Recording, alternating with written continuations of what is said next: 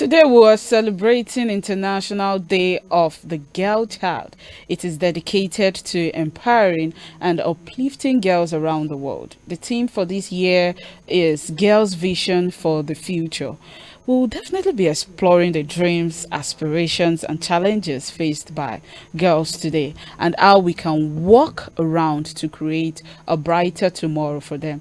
I am still your anchor for the show, ADESEWA ORIOYE, and still with me in the studio is Princess Clement. Thank you very much, ADESEWA, for having me again. Yes, and our guest definitely Miss RAMATU Adat, the founder of Shades of Us Storytelling Initiative for African People, which is a non-profit organization where she uses a suite of written audio visuals and audio visuals content to promote 11 global goals as she has adopted as a personal mantra. Let me just say hello to you once again. Thank you so much for having me. I'm so glad to be here. Okay, and to continue what I was saying before, she has adopted as personal mantras: no poverty, zero hunger, good health and well-being, equality education, gender equality, clean water and sanitation, reduced inequalities, decent work and economic growth, climate action, peace, justice and strong institutions, and being open for partnerships for the goals. Our work especially focuses on the issues that affect the female gender, children, people with disabilities and other marginalized members of society. She has written, directed and produced short films on sexual and gender-based violence, mental health, period poverty, and maternal and child mortality. They are reported. That whole area of gray, the dumps, the flip the switch, Flo and Umi, and so on and so forth. Yes. I hope I was You able did to. big justice to it. Thank you very much. That was massive. Thank you. All right. So we'll be discussing the theme for this year's International Day of the Girl Child and also diving into the activities of our foundation, as I've rightly said. Now, and just like we were discussing, this we were once a girl, and There now is a girl in us. there's a girl in us. Exactly, we grew into a woman today.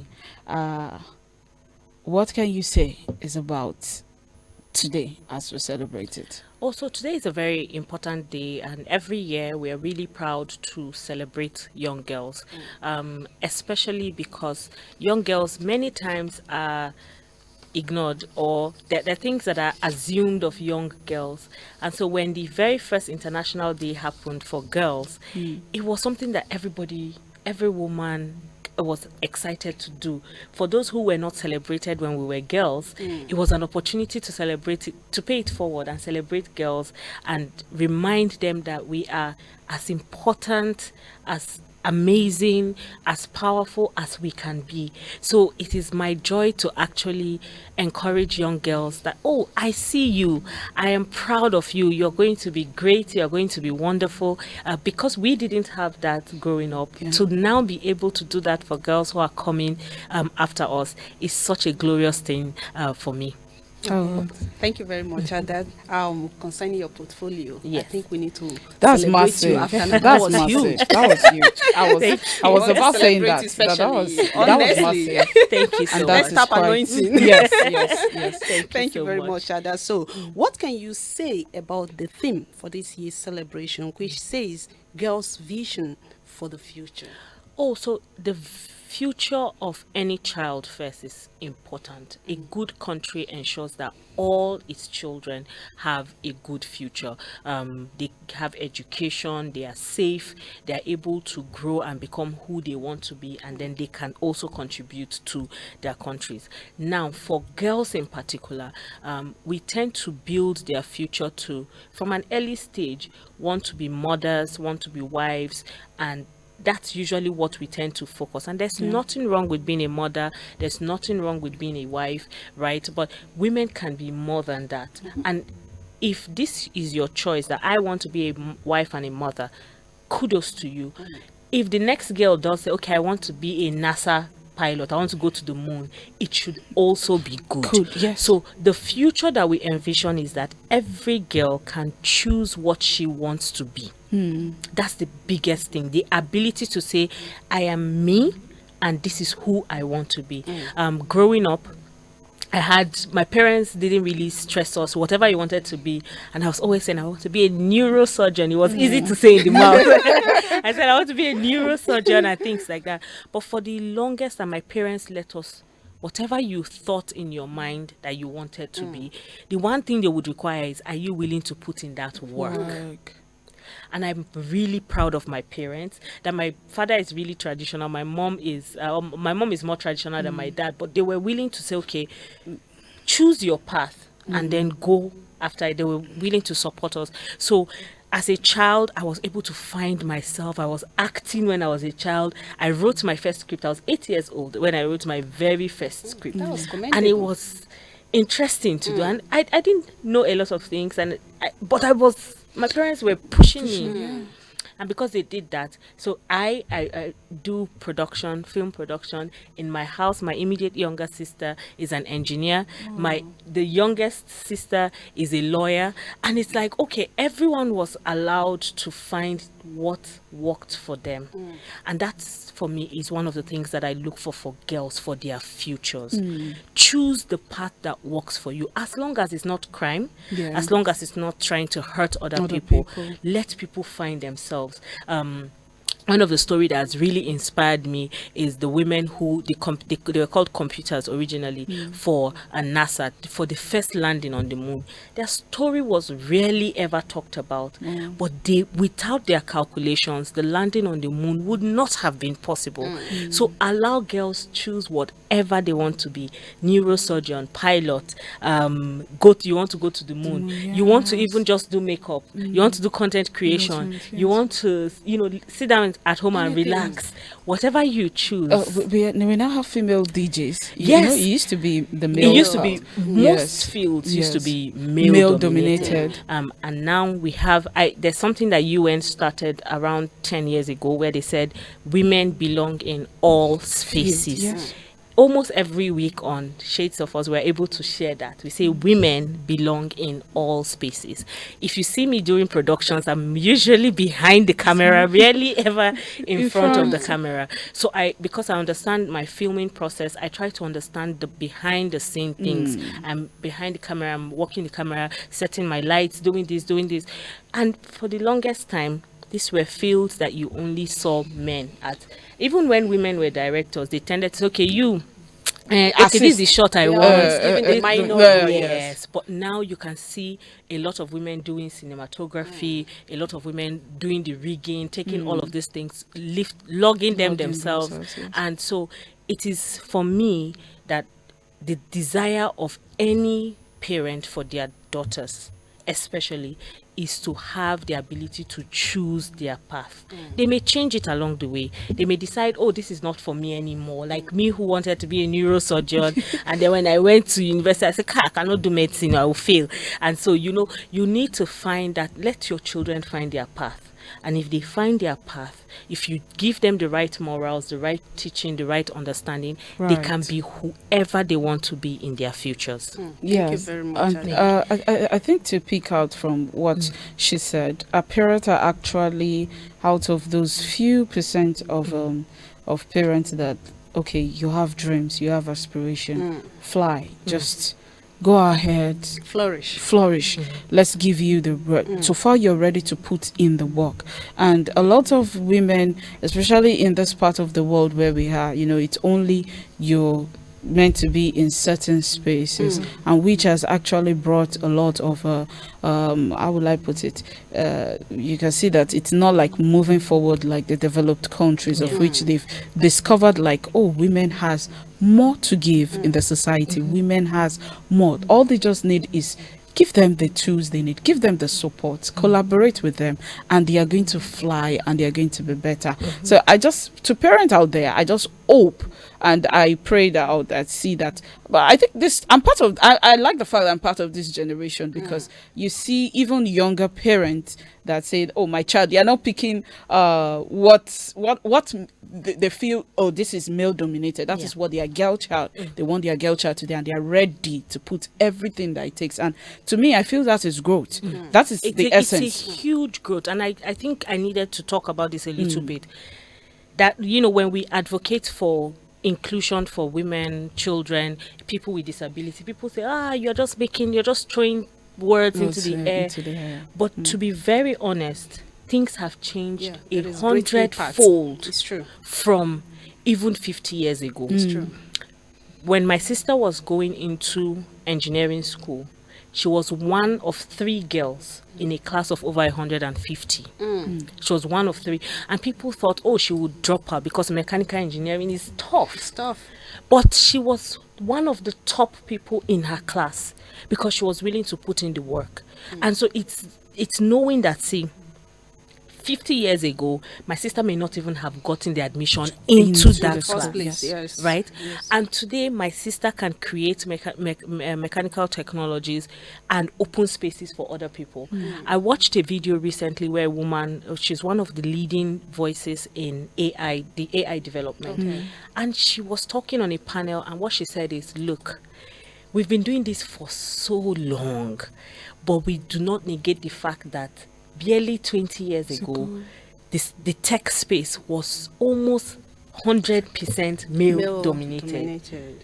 The entire tech space, today we see girls all over in the tech space, creating even your artificial intelligence that we're using today and various variations. So things are changing. It might not be to the degree that we want to, but I assure you things have changed, and I am proud that our work continues to contribute to that change for the world. Yes, to add to that, you see, Bella Niger and they just launched the Harmony Power campaign, where we have women who have strived, and they're from the girl to woman. They are in this field that is how will I put it now? That seems to be dominated by men, and they're only respected by men going into it. We have the likes of Funke Akindele, and she's very big. I've seen her on Jadeshola do Osiberu, you understand? Adetiba. And they are when I see some of these videos of what they do behind the scene, I'm like fascinated, like wow, calling the shot and doing it. Yes. So a lot of women have had to learn. So for example, when I went to film school, in Lagos, and I took directing because I felt, okay, I'm so used to men being in the spaces. By this time, I wasn't really in that my head space of saying, okay, women can be in all spaces. So when we went, I did my directing, I was okay, and I left. Next thing I know, we were trying to shoot something, and we needed light to be a specific way. So I kept I was learning on the set. I was trying to fix the light, do this. And everything I learned, I was like, if I could do this one, I can learn another thing. I can learn another thing. I can learn another. And I kept learning things on this. And it's what did they say? Necessity is the mother of invention. That's what happened for me. And I see that with a lot of women in the space too. Because there's a lot. And then people, when maybe you have a male crew and you're like talking to them, there's social norms. Yes. Like, I don't really... So but on my set, I always tell people, this is the shot I want.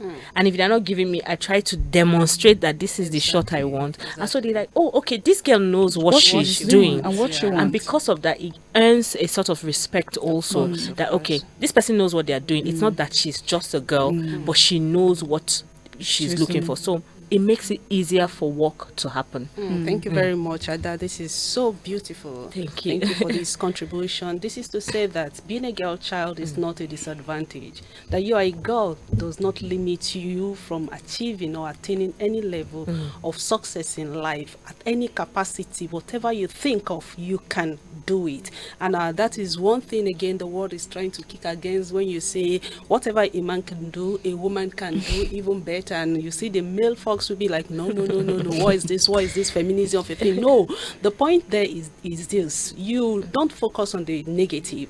The positive aspect we are trying to portray is that as a girl child, you are not limited. When God created man, in the book of Genesis, chapter 1, verse 27, he created them male and female. And when he was given power to them, or telling them to dominate, he did not say, oh, you man, go and dominate this face. Oh, you girl, go and dominate this. It was a general Statement. Blessing. Oh, yeah. It was a general blessing. So wherever you are as a girl, do not limit yourself. Just like Ada have said it, you are not limited by space, by time, by anything. And thank you so much to all our parents, all our guardians that have been so supportive. What the girl child need, ADESEWA, you also accept this, that the girl child need a lot of support. Yes. Why we are not growing in some organization, in some phase, is because of that threat from some male who have been groomed to believe that no, the woman should not cross this boundary. And you see a lot of crisis. When you speak of grooming, I have a story. I tell it often, and not as a bad thing to the person. In primary school, I used to come top of my class, and I had somebody who was very intelligent, but I always topped him, and he always came second. And one day he came to me. We were children. He came to me and he said, "How dare you top me in the class? That how dare a woman, a girl?" Imagine. And it wasn't his fault. It was what how he was groomed. Yes. with. That women At should that not age. be. Yes. And it's sad because grooming plays a huge role course, in society. Of course. It really determines whether a girl is saying, okay, I'm intelligent enough. Yes. Or another girl is saying, you know what, my head can only carry cooking and all or of cleaning that. Yes. or this. It really, that's why, again, I must commend my parents because they expected a certain level of excellence from us. And when you mentioned support, the biggest support you can get for a girl is her parents. Yes. From the family. If the family is supportive, even if there are thorns coming out from the rest of the world, the parents can keep you grounded. Sincerely. Of course. So if you see girls who really go far in life, it's either they are from supportive homes or they are kicking against a home that was not supportive to them. Yes. You're very correct. We all have our story to tell when you talk about this, because most of us were being obstructed at different time and level not to be progressive in life. But thank God for who we are today. Yes. Yeah, That will take me to the next don't worry, question, before okay? you ask, because when she was saying this, I think it's brought a lot of memories about speaking of parents. I'm proud of my parents So also, proud of them. because not just a cliche, but the way I'm groomed. I used to say this, that if my dad was to be alive now, we'll actually have, even though I've grew past that, but he wanted me to join the military. It was like, oh, I'm grooming you to be able to stand for yourself.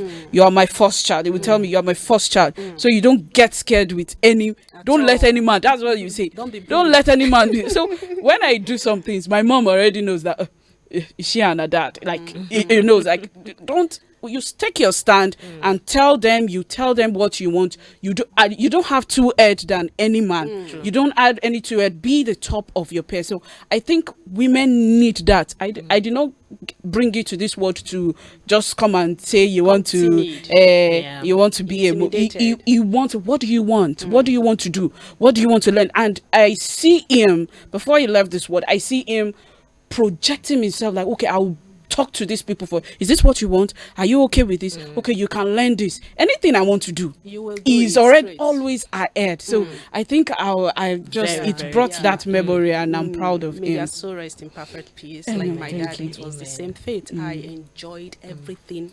I can't be who I am today without him. Yeah. The push was heavy. It was massive. And for my mom, she was that prayer type. I will support you with prayer. You understand that soft voice? I will support you with all my prayers. But then so many fathers have done so well for their girl child, and we are happy we are who we are today. And like you said, I was ambushed because I took first position. the boy, the orientation that they The have, you orientation, must not yes. be above them. The boy came against me while I was going home from the school. He was like, why will you take first position? He wants to know why I took. And funny enough, the mark between us was just very few. Exactly. Seriously speaking, he was intelligent, but it pained him. You could see him. The rage. The agony was much. Why? That's why. And girl. it Because comes back to- there is this, there will be this tease that is a girl that Exactly. A girl, ordinary So, girl ordinary with girl. you, He woman would have rabbi gone back kind of. home to hear some things, and they'll say, "Oh, girls that are not even up to you." You understand? So there's that conditioning, Yeah. and his anger. He doesn't even understand his anger. He doesn't realize that it's years and years of hearing things about girls, and it's sad. We actually hope for a better world for all of us. Thank you very much, Ada. I was almost asking you, how do you, what challenges did you face as a girl child? But I noticed we've gone through all Yes, that. So yeah, we'll just we take the have. next question. How do you envision the world for girls in the next 10 years? So I know that we'll probably talk about education to a point, but I'll preempt that conversation by saying that girls need education. There's been a global shift for educating girls right now. For years growing up, a lot of people were pushing for girl education, and the work was good, right? But right now there's a global push against it. Starting, in the United States, they want to limit some rights. The Taliban in Afghanistan has taken away completely all of the education. Even here in northern Nigeria, for all of the towns where we've had insurgency, banditry, and what have you, it affects girls' education. And we remember clearly what happened, what started off for us, the abduction of girls from school. That's the Chibok girls. Yes.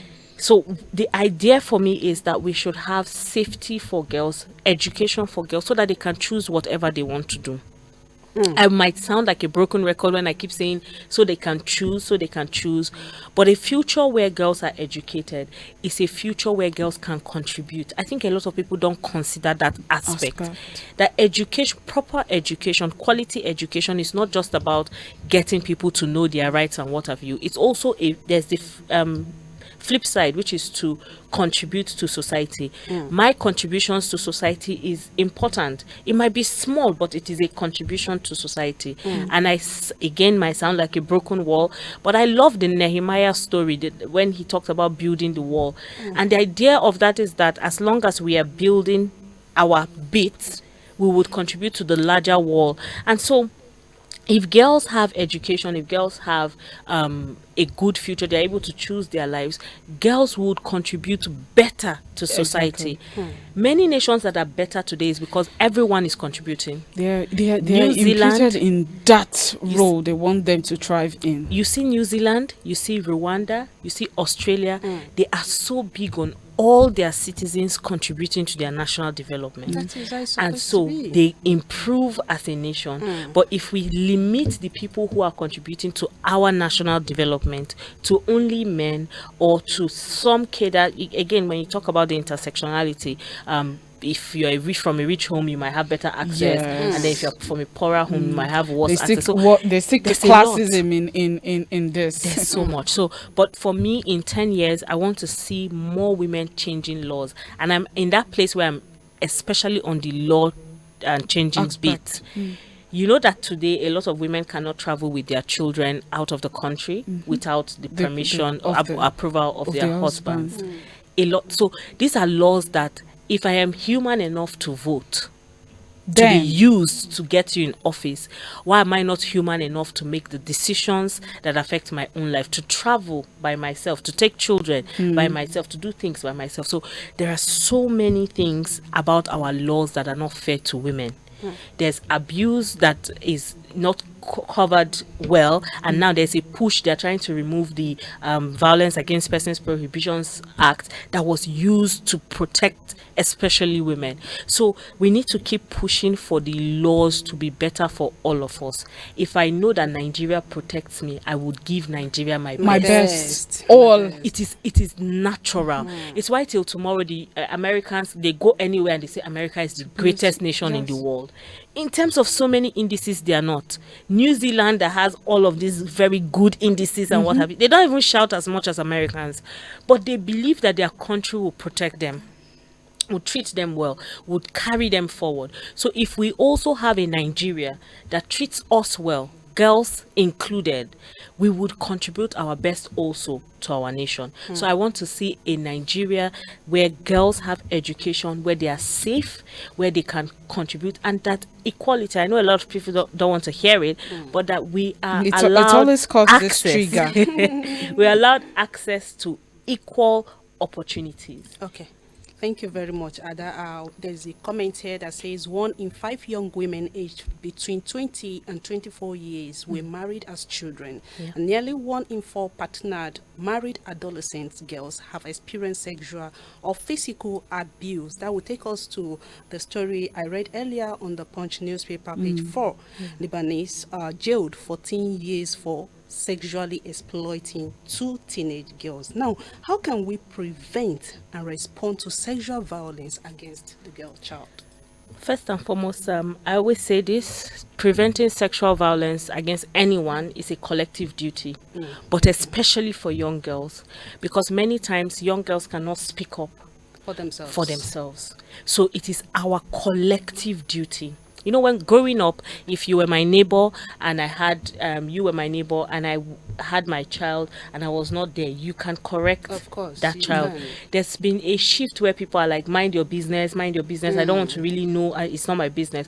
But it is our business. Abuse is our business. So personally, for example, I've joined a couple of protests. One of them, when girls were taken in Abuja, and we joined the protest and said, no, women should be able to go out, whether it's daytime or at night, you know, to be whoever they want to be. Secondly, when we had the market march protest, there were times when you go to the market and somebody is tapping you on your body, touching you inappropriately, doing so many things. So we joined certain protests, and when that protest happened and I went to the market and nobody tried to touch me, and I said it felt like we were foolish when we were protesting. Right. But when all of the things, the ripple effects started happening, the good sides of it started happening, it was good for me to see. So one is that we must talk about it as clearly as possible. There's these euphemisms that are used when you want to talk about abuse, even on TikTok now. Everybody, instead of saying rape, they will say grape, they will say this essay, this. Call it what it is. I'm an advocate for first saying this is abuse, this is rape, this is violence. Once you call that thing what it is, you take away the power that somebody has over you. And what's that power? The desire for you to be silent. The abuser always wants you to be silent. But if you call things the way they are, if we encourage people, like one of my films reported, the entire premise of the film is for people to report their sexual abuse.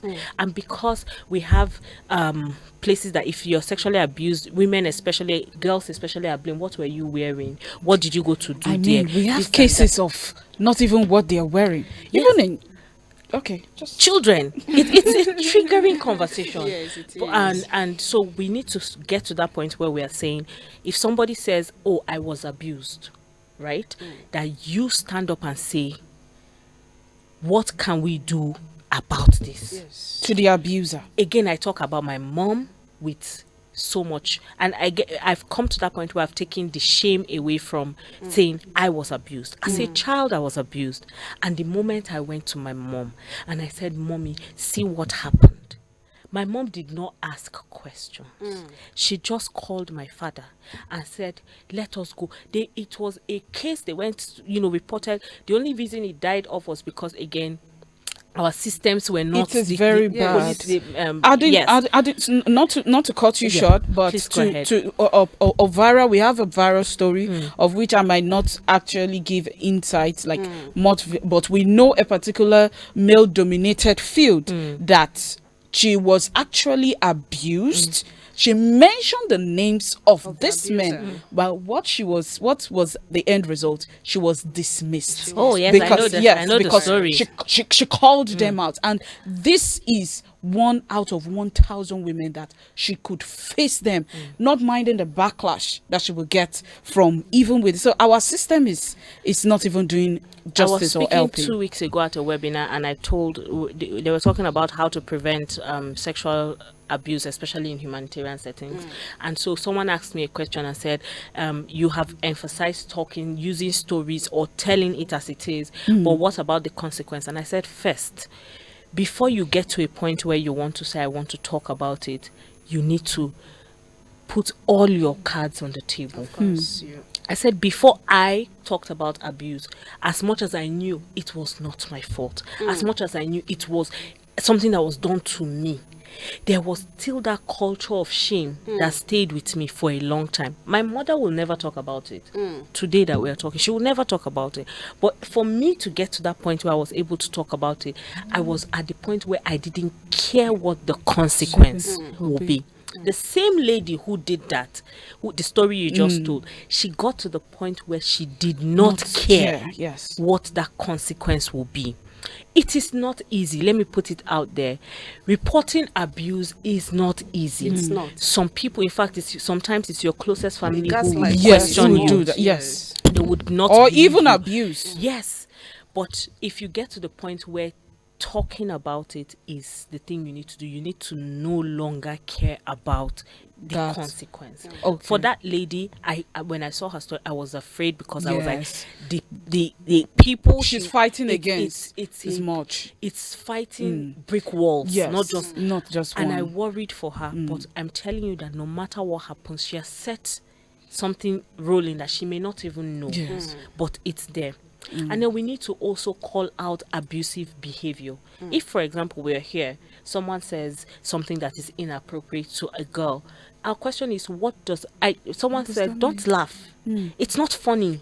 Nothing about abuse is funny. So my question is, if you say something inappropriate, whether to a child or to a teenager or to an adult girl, I'll ask you, what about this is funny? Exactly. So usually, if you call it out, like, okay, Call it the this way thing it that is. you- This that's what you- thing. call it the Rebuke way it is. immediately. Don't even waste time. All right, think we a are lot- running out of Okay. time, so I will want us to just in seconds merge these questions together. And how can the government support girls in developing entrepreneurial skills? Just in few seconds. And you think a girl should be aware of topic like the menstrual cycle and all that comes with it, and how we can improve access to health care for girls? I think I'll have to merge them so you can just so I'll start highlight. from the menstrual. I think everybody should know about menstrual health, but especially because girls have menstrual issues. So they should know it more. How You should- about when we women, we even silence ourselves? Jemima Osunde came out, I think last week also, to state what she goes through, of which it's like, one thing about the developed country, they are now communities that come. You see that there's somebody that is going through the exact thing that you feel like, oh, I cannot share. But you know that when you say it, when somebody has this boldness to say it, you have people coming on that. So, and I was seeing women bashing her. Now there is also the case of the menopause. I keep saying, I told my mom that it is your generation that caused this. You don't know a lot of things because of you guys decided to keep quiet about Lock it, up. but because of they are not in an enabling environment. So even at the side of we ourselves, why do we think we need to keep quiet if we cannot tell girls growing up? we call it social norms. It's the things that we have grown up and have been conditioned to do. My first period, they were like, oh, no, you need to clean up. You don't need to. If you get stained, it's a problem. There is a shame around things that happen with women. Yes. The simple things that happen to us, we build shame for years. Till tomorrow, if I get stained, if I were to stand up now and see that I have stained this chair, I would start feeling some type of way. But we are now in the generation where we are saying, no, menstruation is a normal part of life. I've also done a film called Flow. And on that film, we said, look, menstruation is very normal. In fact, I even count it as normal as breathing, because That is true. you do it every month. Every woman does it unless It's a she has a lifestyle. problem. It's every month that it happens. So we need to remove, as I can't overemphasize saying things as they are. Okay. There is no shame in menstruation. To the question about access to, I'll mix the two of them. Government providing entrepreneurship and government providing access to healthcare. A good government would think of its citizens and would always look for those citizens who are underserved and then give initiatives that help them. Access to healthcare is one of the important things. Like we really suffer with primary healthcare. We suffer with even your tertiary healthcare and affordability of medicine. If you go today to a government hospital, the stress you will do in trying to even just see a professional is so much. So I think that a good government, and I'll say it over and over again, provides the basic necessities, and it might not necessarily be them doing it themselves. I loved when, I think the first time I started hearing it was when Jonathan was president, that when you provide public-private partnerships, there are ways that you can make things work for Nigeria. And I expect that, you know, the government would also ensure that girls have education, especially for places where people are underserved, where girls do not have access, the states where we are having crisis and things like that. So access to healthcare and access to education and access to opportunities for entrepreneurship will make girls have better opportunities for development. Thank you very much, Ada, for all you do for thank humanity. Thank you. I want us to quickly tell us about your organization and the projects you've done so far, and also what is your organization planning for this day or the girl child in general? Okay, so we have campaigns today. We are Shades of Us Storytelling Initiative for African People. Very long name, but for short we are called Shades of Us. So for Shades of Us, what we do is we're focused on the issues that affect women, children, people with disability, and people who are gender non-conforming. So we put them as the most underserved in our society, and we address the global goals. For us, the global goals is it's a mantra. We've been working on the global goals for a while, and for today we are promoting that idea that women, girls belong in all spaces. That if we continue to do it, because I always use myself as an example, that the fact that I am who I am today, doing something that was mostly male dominated, the fact that my sister is doing the same, and the fact that women like you, for when TV started, we didn't have women anchors, and you're today doing this. If you can do it, any girl can do it, and that's what we are going to be promoting throughout for our campaign today. Thank you very much. That just before we go, because we know the time is already against us. It's such an interesting conversation. We can keep going on and on, actually. All right, thank you, Ada. What is your last word to a girl child out there watching? Okay, so I think I'll look at the camera so that I'm looking directly at it. Very important. You are important. You're deserving of the best things that you can be. You deserve to choose the path that you want to follow, and your future is bright. And I pray you find all the support systems that you will need to become the best version of yourself.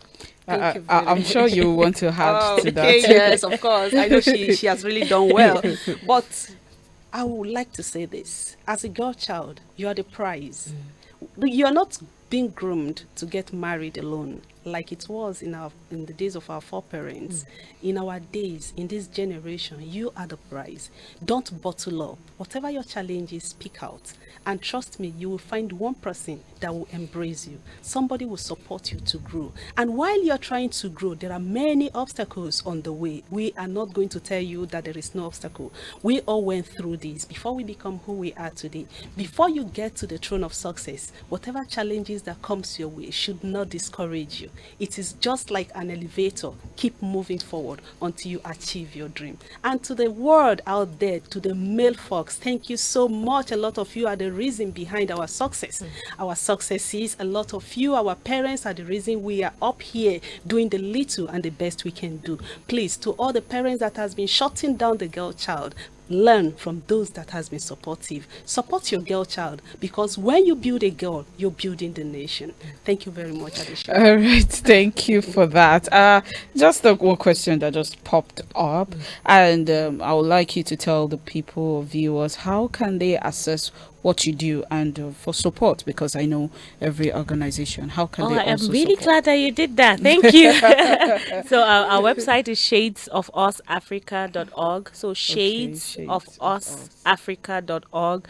You can find us, and if you get our website, you are able to get across to all our platforms. We're everywhere on social media, and we do have a film, Umi. It's about maternal and child health and mortality. It's the newest film. We just premiered on Saturday last week. Okay, can you give more hint on that? Okay, so we looked at the fact that access to healthcare services is so bad. Some women, especially in my travels to Yola, Kebbi, Sokoto, and what have you, that women have to walk long distances, sometimes 10 kilometers, 15 kilometers to get, access to healthcare. And so the story is about Umi and her husband Kamal, who have to walk 10 kilometers to get to healthcare during labor. Wow. Yes. So The story is interesting It already. is. So when it's filmed and everything is out. Oh no, it's out right now. Okay, We it's out premiered right on now. Saturday. Oh, It's that's out nice. on YouTube at Shades of Us Africa. Yeah, Okay, you can that's find us nice. and just watch, like, comment, tell us how we can do it better, and you'll join the advocacy. Okay, that's well, there you have it. You can hear us.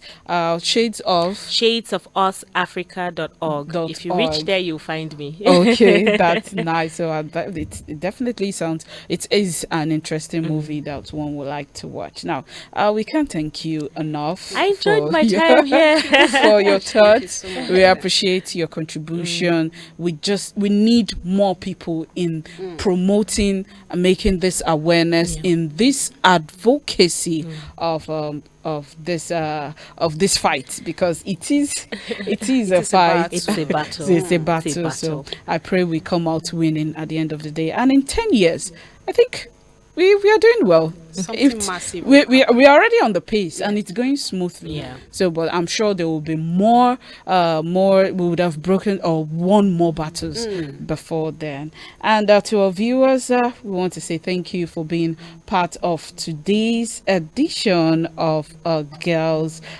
International Day. And I want to say this: girls are the architects of change, and their dreams have the power to transform society. So you can't just relegate them to the kitchen duties or the family duties. No, that is not all we are all about. We have more. We have brains, like every normal human being, of course. A girl with a dream can actually change the world. I implore our parents, viewers, everyone to support and uplift every girl's aspiration. The strength of a nation lies in the education and the empowerment of its girls. Let us work together to create a world where every girl can reach her full potential. I am ADESEWA ORIOYE, reaching my full potential. Have a great day.